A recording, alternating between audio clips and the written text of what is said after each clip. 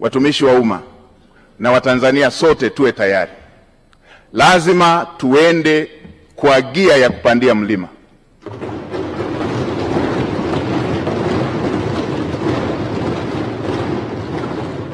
Lazima tuende kwa gia ya kupita kwenye bahari yenye mawimbi.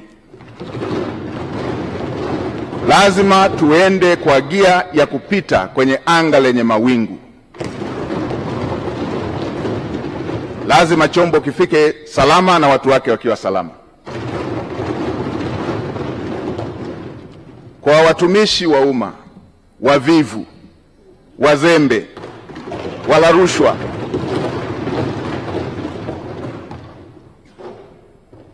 na wenye lugha mbaya kwa Watanzania, tuwe tayari.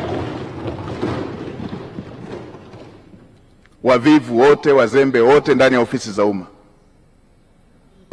nitakuja na fiekeo na rato. Lazima maono